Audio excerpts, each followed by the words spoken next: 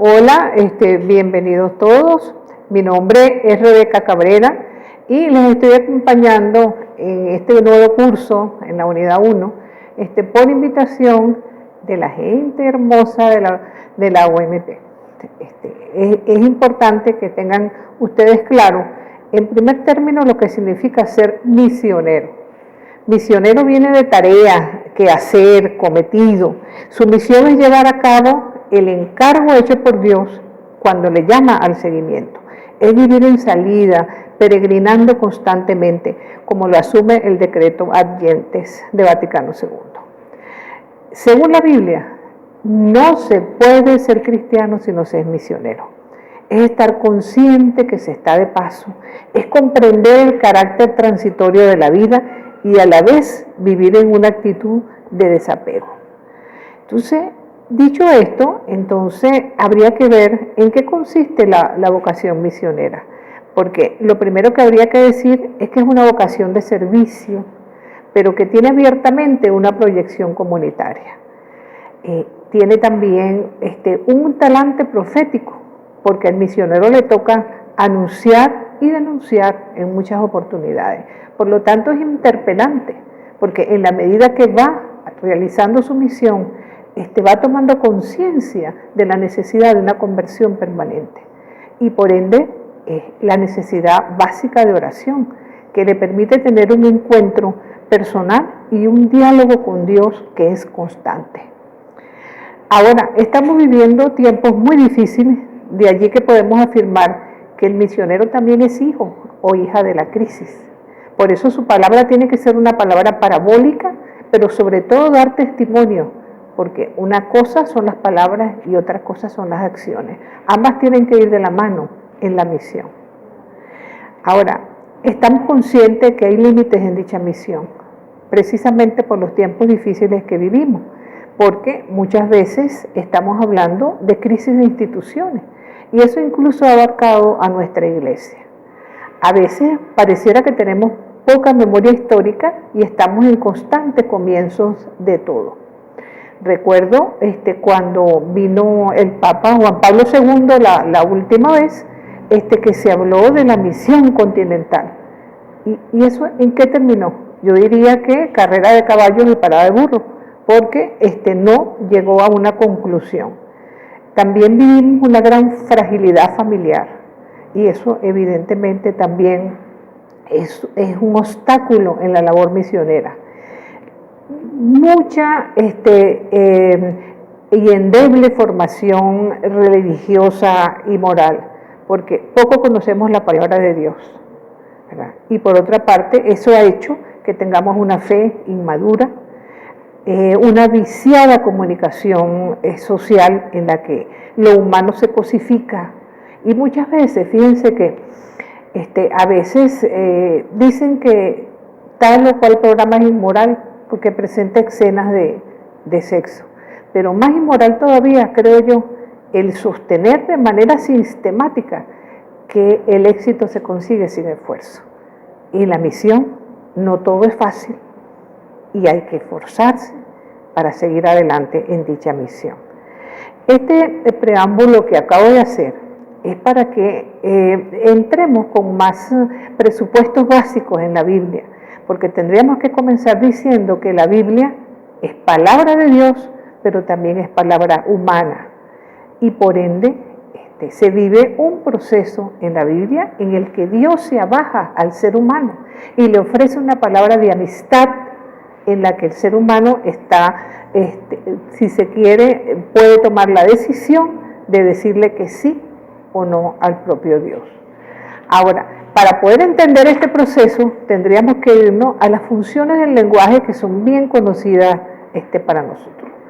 En primer lugar, la palabra es información. Generalmente cuando tomamos la palabra para informar tal o cual dato, estamos también expresando una realidad que puede ser asumida de distintas formas. Un buen ejemplo para ello lo tenemos en los mensajes que nos presentan los medios de comunicación como noticias.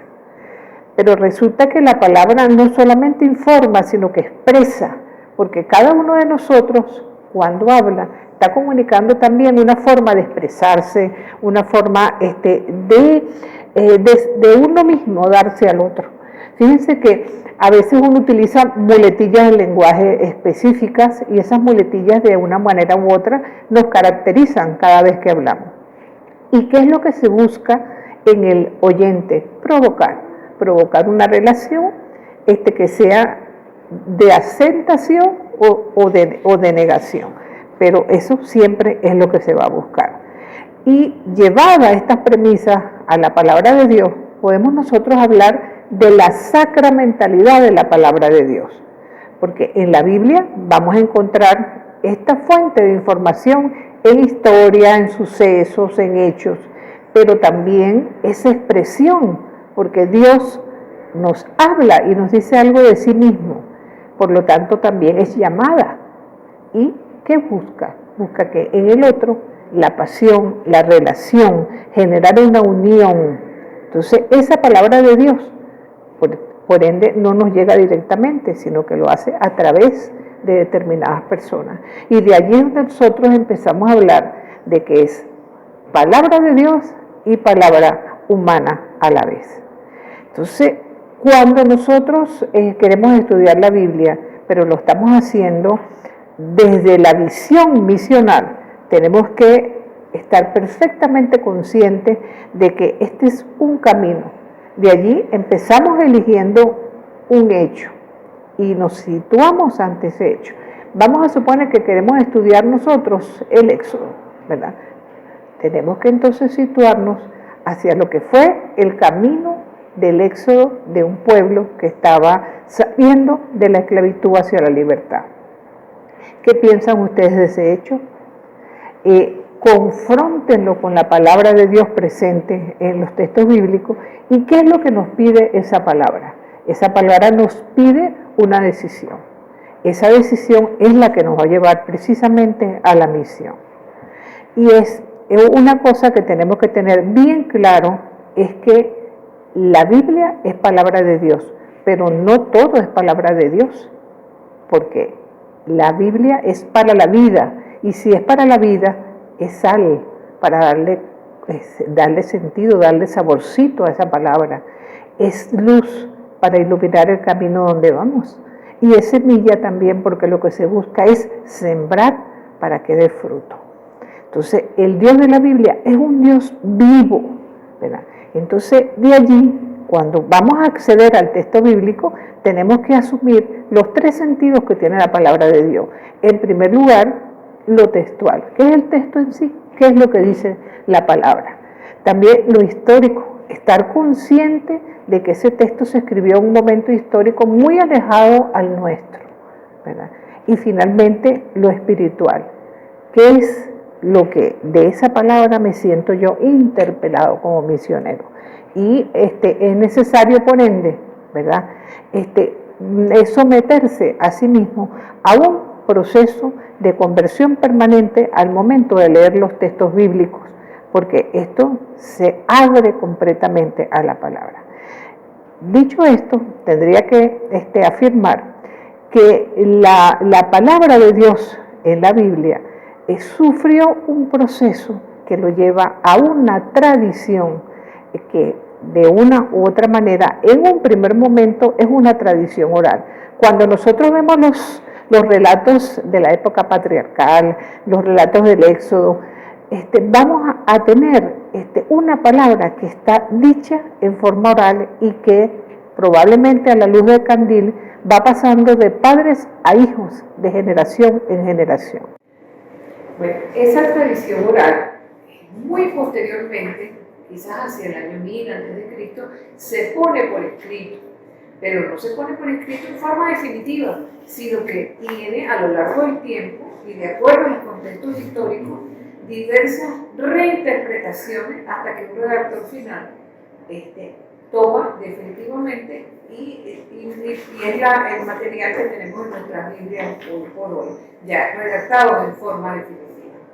Esto es bueno destacarlo porque va a permitir entender, por ejemplo, que el Salmo 14 y el Salmo 53 sean el mismo. ¿Por qué? El pueblo de Israel es un pueblo de mucha memoria, pero es evidente que primero tiene que vivirse la experiencia para después posteriormente ponerse por escrito. De hecho, el pueblo de Israel nace con la experiencia del Éxodo. Como nosotros vemos en nuestras Biblias en Génesis de primero, creemos que es un relato concatenado y seguro y seguido uno del otro, y no es así. El pueblo de Israel nace con el Éxodo. Tanto es así que, fíjense, si ustedes toman en su Biblia el capítulo 14 del libro del Éxodo, van a tener que observar cosas bastante curiosas. Primero, se trata de un pueblo que está huyendo, un pueblo que está siendo perseguido y que básicamente tiene miedo. Desconfía tanto de Dios como de Moisés, que es quien lo ha sacado adelante en todo ese proceso. ¿Y cuáles son las actitudes que toma el pueblo? Son 4 actitudes básicas. Algunos quieren devolverse, prefieren ser esclavos, pero tener un techo y un pan seguro. Es la misma actitud de nosotros cuando dejamos que nuestras esclavitudes se adueñen de nosotros. Otro grupo pensaba pelear. También en nuestra época, mucha gente busca la salida de la violencia para resolver los problemas. El tercer grupo, sencillamente, quería lanzarse al mar. Preferían morir ahogados que caer en manos de los captores. También en nuestra época, muchos de nosotros tomamos la vía de la huida en vez de enfrentar los problemas. Y el cuarto grupo se dedicó a clamar a Dios para que Dios resolviera el problema. También en nuestra vida y en nuestra época, a veces pensamos que orar a Dios para que resuelva nuestros problemas, que quizás tendríamos que tener la iniciativa de resolver por nosotros mismos. Y eso la Biblia lo expresa con muchísima, pero muchísima claridad. Y esto nos permite llevar a un proceso que en el texto bíblico se habla de revelación. Revelación de que la religión judío-cristiana es revelación de un Dios que se abaja al ser humano, que toma la iniciativa de ofrecerle una palabra de amistad. Y es un diálogo el que se establece entre Dios y el ser humano en la búsqueda de un diálogo, de una comunión de vida, que la Biblia suele llamar alianza. A lo largo de los textos bíblicos vamos a ver sucesivas alianzas, porque en más de una oportunidad el pueblo le da la espalda a Dios y nuevamente Dios una y otra vez con esa paciencia va estableciendo ese lazo roto nuevamente con el ser humano. Esto que acabo de decirles está presente en una constitución que nos regaló el Concilio Vaticano II, llamada Dei Verbum, que tiene que ver con la palabra de Dios y la revelación. Y es un poco el resumen de lo que acabamos de conversar. En primer término, la revelación en sí misma del diálogo amoroso entre Dios y el ser humano, la transmisión de dicha revelación que se hace primero en forma oral, posteriormente en forma escrita, finalmente en forma interpretativa hasta que se pone por escrito. Por otro lado, también la Dei Verbum nos regala que la inspiración de la Sagrada Escritura y su interpretación tiene que ver precisamente con el hecho de ser palabra y humana a la vez. También el Vaticano II ha dado relevancia a lo que es el Antiguo Testamento, que en antaño, si se quiere, ¿verdad?, había sido dejado de lado, dando prioridad en el mundo cristiano a lo que era el Nuevo Testamento. Hoy en día reconocemos que toda la Biblia, tanto Antiguo como Nuevo Testamento, es palabra de Dios. Tanto es así que la una se entiende a partir de la otra. En consecuencia, mutuamente ellas están relacionadas y su centro es Cristo. Finalmente, el último capítulo de la Dei Verbum habla de lo que es la Sagrada Escritura en la vida de la Iglesia. Este es un documento que ustedes tienen que tener siempre a la mano, porque si se quiere, es la Biblia del Vaticano II. En este concilio también hay un documento importantísimo que habla sobre la misión, y es el documento Ad Gentes, donde se afirma que la Iglesia nace de la misión y vive de la misión y para la misión. De tal modo que todos los católicos estamos en la obligación de ser misioneros. Esto es una realidad. Entonces, dicho esto, yo quería proponerles algunos personajes del Antiguo Testamento para tratar de ver si podemos nosotros de una u otra manera emularlos como misioneros en nuestra realidad. Y evidentemente tenemos que partir de la creación de nuestros primeros padres, misioneros del paraíso. ¿Cuál fue la misión que se les encargó a ellos? Nada más y nada menos que cuidar del jardín. Esto nos recuerda el Santo Padre Francisco en la Laudato Si, que habla precisamente de la necesidad, hoy más que nunca, de conservar y preservar la creación en un mundo en el que la contaminación, la capa de ozono, los deshielos polares, la deforestación, están acabando con el mundo que el Señor nos regaló. Tendríamos nosotros que ver hasta qué punto estamos conservando también el planeta. La misión en este contexto creacional es cuidar el jardín. La preocupación del medio ambiente es una realidad y es una misión plenamente humana. Es la el tratar de cuidar la casa grande, la casa del mundo que se nos ha regalado como vivienda. Pero tendríamos que decir además que el pueblo de Israel fue un pueblo misionero abiertamente. Y en la persona de Abraham y los primeros patriarcas vamos a tener una serie de clanes nómadas inmersos en los países del Medio Oriente, y la Biblia específicamente se centra en el plan de Terach, el padre de Abraham, de donde proviene, ¿verdad?, esta pequeña familia que tuvo la valentía, con Abraham a la cabeza, de dirigirse desde Ur de los Caldeos hasta Canaán. Lo hermoso es que lo hace en base a una misión encomendada por él y por Dios, en la que sencillamente vamos a encontrar a un hombre que en nombre de Dios y de su fe en él y por causa de su amor a la vida se levanta contra toda situación de injusticia creada por los seres humanos y busca cambiarlo. Y lo hace en un momento en que no existe sacerdote, en que va hacia la incertidumbre completamente, porque Abraham se trataba de un hombre mayor que no había tenido todavía la oportunidad ni siquiera de tener familia, y recibe un mandato que él sin titubeo es capaz de cumplir. Las tradiciones patriarcales, todas son orales, están en la memoria probablemente y escrita algún santuario, y estamos hablando de clanes que viven nómadamente y que tratan de buscar mejores condiciones de vida, y allí que se trasladan continuamente de un lugar a otro, a veces por cuestiones de guerra, a veces buscando pozos de agua en mejores condiciones. En este grupo se inscribe también un personaje muy conocido por nosotros en el Antiguo Testamento, y se trata de José. La Biblia nos habla de que probablemente por circunstancias históricas vino a parar Egipto, lo cual resultó siempre una bendición para su pueblo.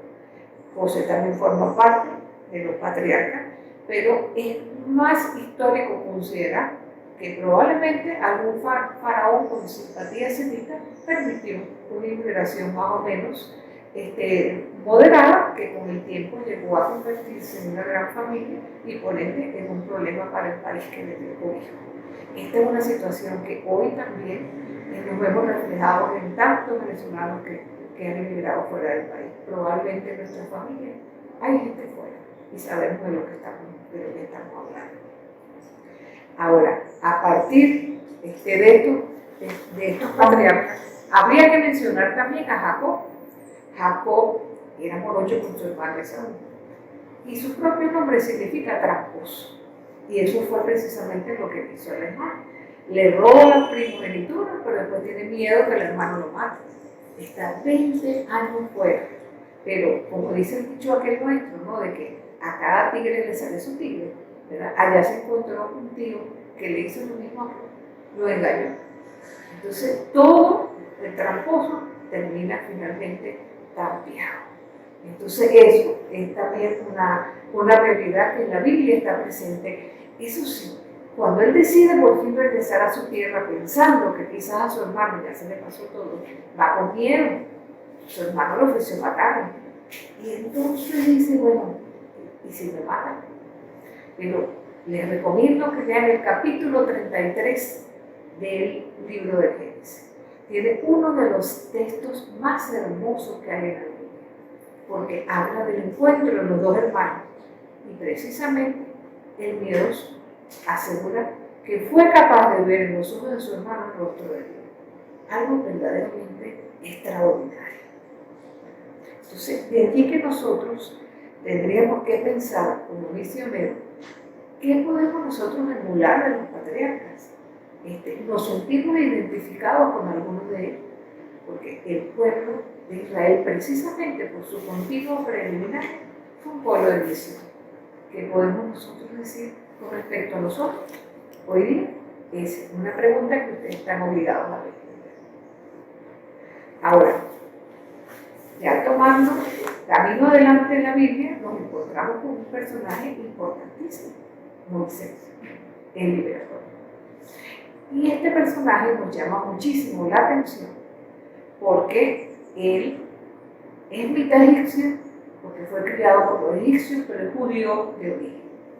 Entonces, pareciera que en algún momento de su vida no sabe para dónde agarrar, pero se ve obligado a huir por un acontecimiento trágico y tiene una vida tranquila en Madián, se casa con una buena mujer, se dedica a pastorear, pero llegó Dios y lo llamó, ¿verdad? En el encuentro ese famoso de Éxodo 3 en la zarza ardiente.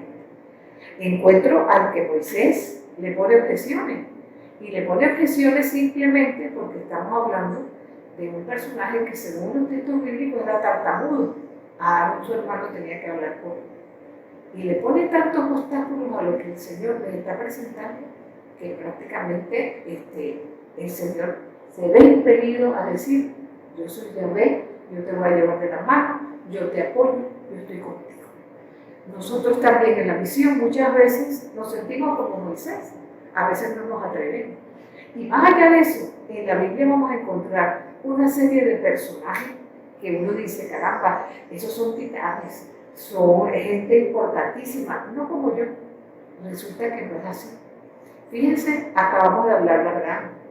Abraham era anciano. Jeremías ni siquiera había nacido. Oseas fue un cornudo. David fue adúltero. Si nos encontramos, por ejemplo, con un Juan Bautista, sería igual que cualquier pordiosero de nuestro barrio, un recogelata. Se dice que Pablo era sumamente soberbio. Pedro lo negó nada menos que 3 veces. Judas lo traicionó. Entonces, los personajes bíblicos son iguales a nosotros.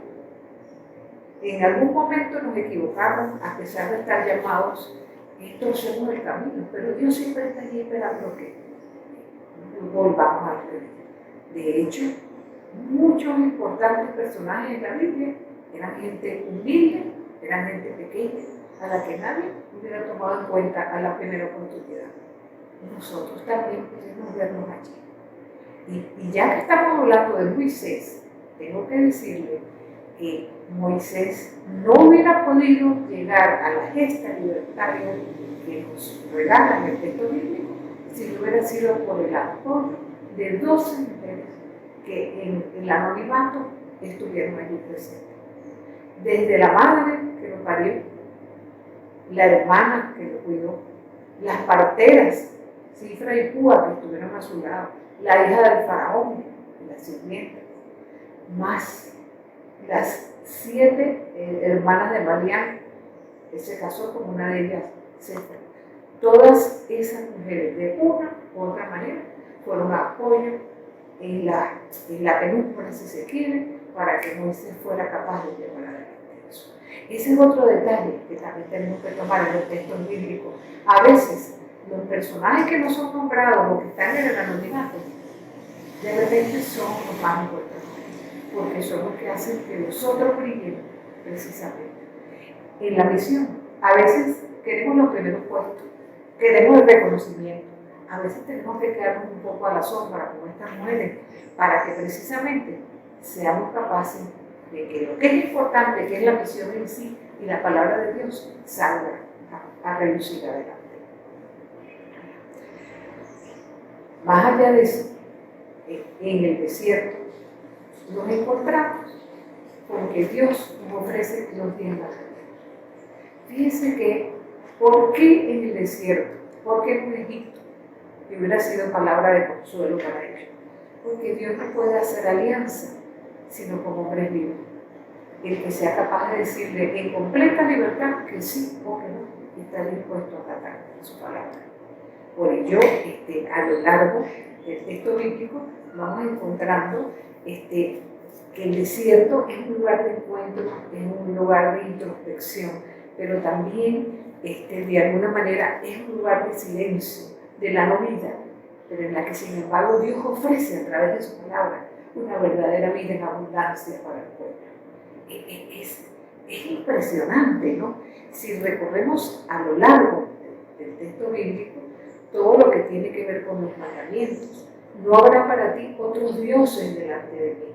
Y sirva esta acotación porque el pueblo hebreo no pensaba que fuera Yahvé el único Dios, sino que ese era su Dios. Los otros pueblos quizás tenían sus dioses.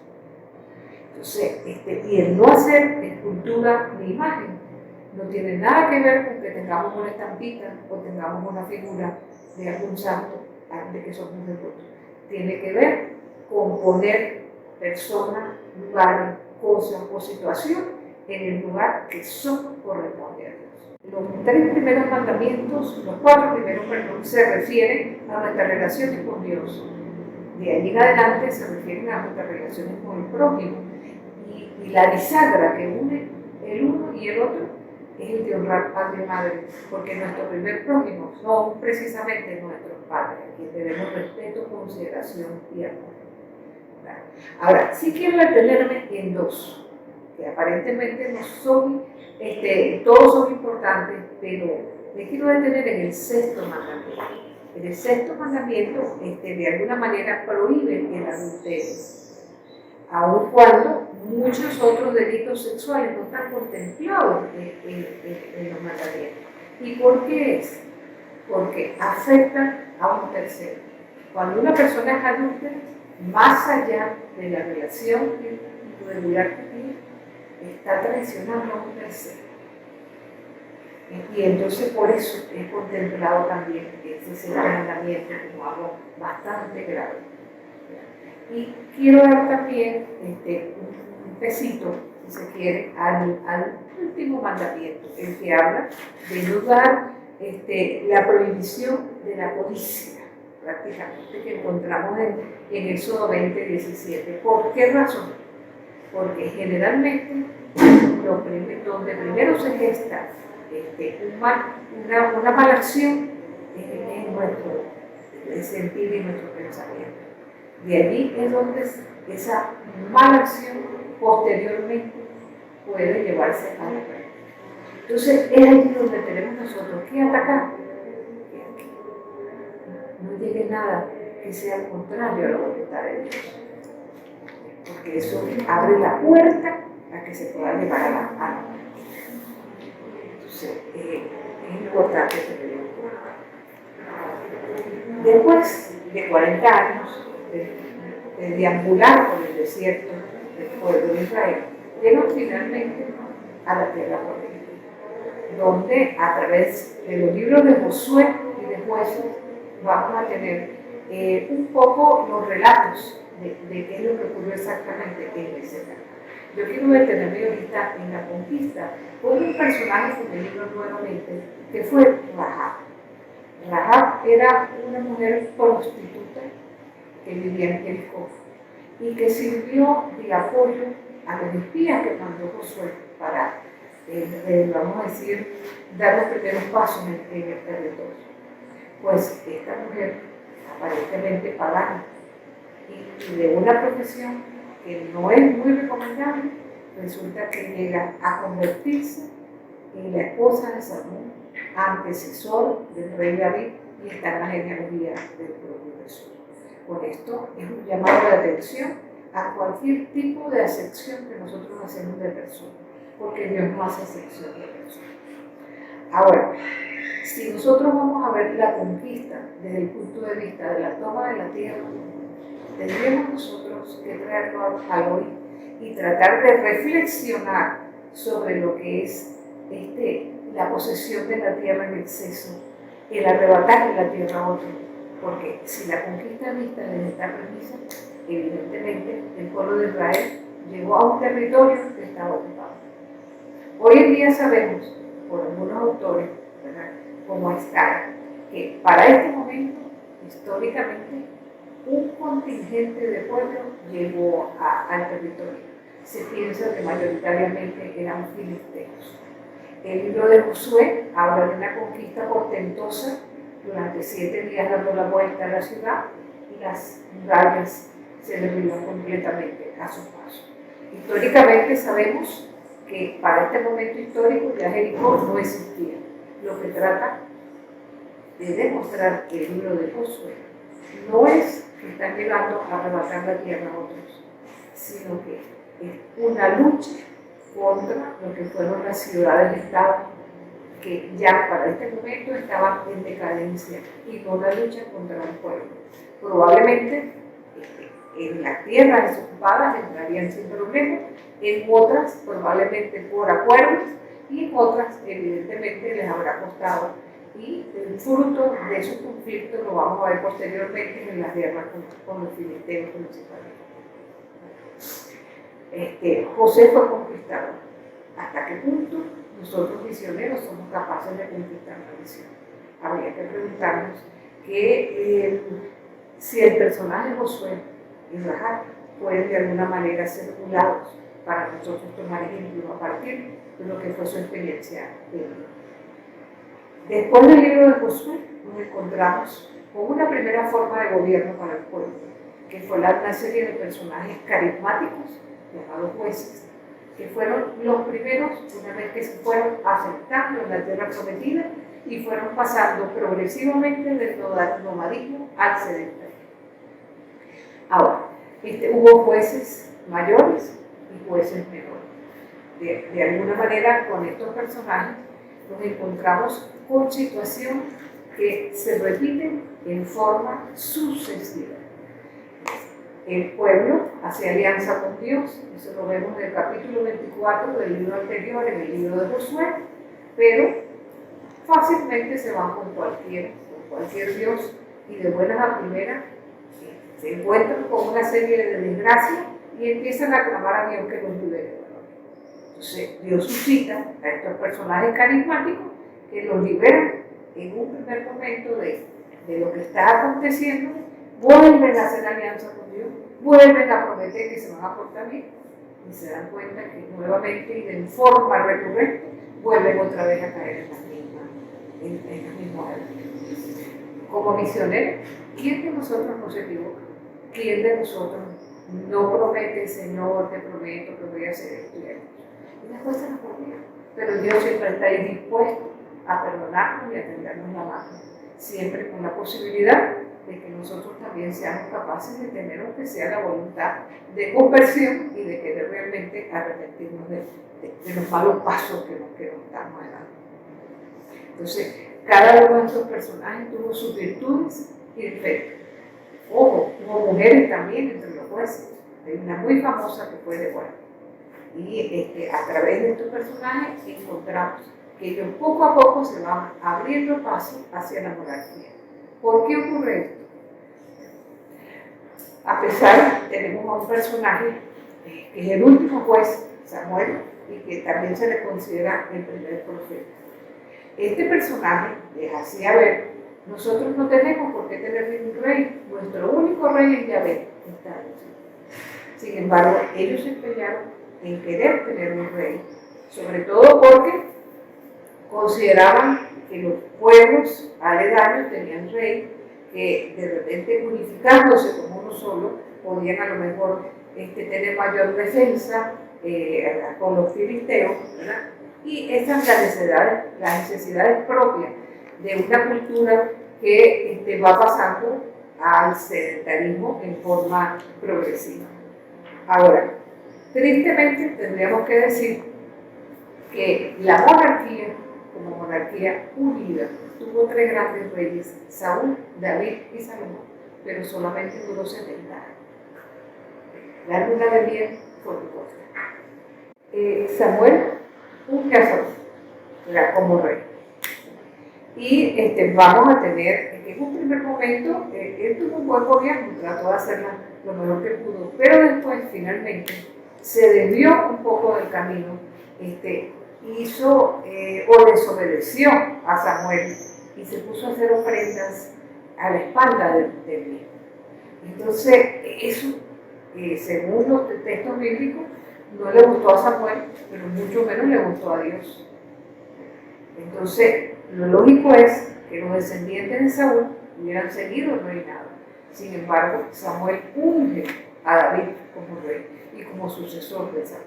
Ahora, eso hace que entre ambos personajes se enfrenten, vamos a decir, una guerra de guerrillas, porque David, habiéndose casado con una hija de Saúl, eso no fue obstáculo para que ellos se debilitaran. Y la Biblia generalmente, sobre todo en el libro de Crónicas, nos presenta a David como un rey ideal, como un rey que supo hacer la voluntad de Dios. Sin embargo, vemos que David tuvo sus fallas. Algunos biógrafos incluso dicen que él conjuró contra Saúl, que se metió como filisteo, una especie de guerrillero para hacer guerra de guerrillas, y que acabó con la dinastía de Saúl. Otros biógrafos, por el contrario, piensan que no fue así, que David fue escogido por Dios y que por ende le correspondía gobernar. Lo cierto es que después de David, una vez que reina y que es aclamado por todas las tribus, también cuando empieza a ejercer el poder, lo hace también de manera irregular.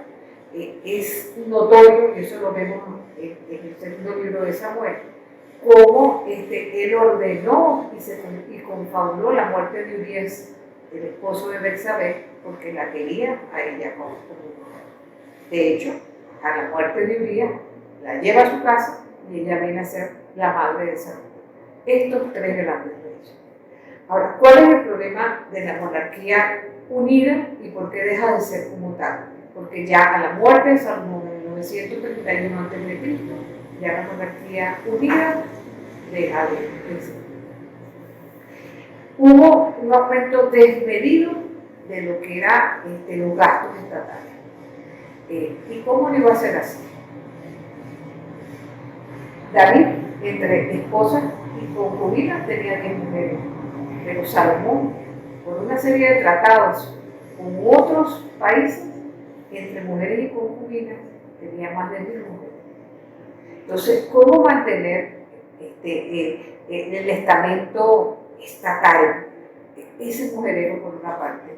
Por el otro, ¿verdad? El hecho de que este fue el momento de mayor expansión militar. Fueron expandiendo el territorio y nunca fue tan grande Israel como en la vida de David, quizás. Pero, como les digo, fue oprimiendo a la mayor parte de los pobladores del norte, principalmente, que es donde estaban las grandes riquezas.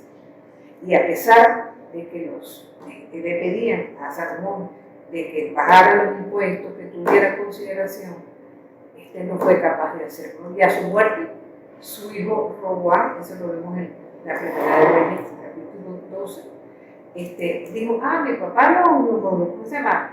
Los tenía soldados con los impuestos, prepárense, porque ahora la cosa va a ser peor. Entonces se divide completamente la monarquía, y entonces en dos fracciones. Al norte, Israel, cuya capital va a ser Samaria, y va a ser gobernada por Jeroboam, que era uno de los generales de Saúl. Y en el sur, que va a suceder, va a ser Roboam, hijo de Salomón, el capital de Jerusalén. Esta monarquía unida tampoco va a durar para siempre. Y es el momento en que empiezan a aparecer los profetas. Los profetas nacen y aparecen cuando comienzan las injusticias, cuando comienzan las violaciones de los derechos humanos, cuando comienzan precisamente los poderosos a tratar de aplastar a los pueblos. ¿Les suena esto como parte de la realidad nuestra o es algo que está en el pasado? Hoy en día también vivimos eso. Entonces, imagínense lo difícil que tienen ante ustedes como misión de poder afrontar con valentía el reto que ofrece la misión y el llamado que Dios les ha hecho a cada uno de ustedes. Entonces, es bueno enmarcarlo un poco de lo que es el contexto histórico del pueblo de Israel antes de hablar de personajes concretos.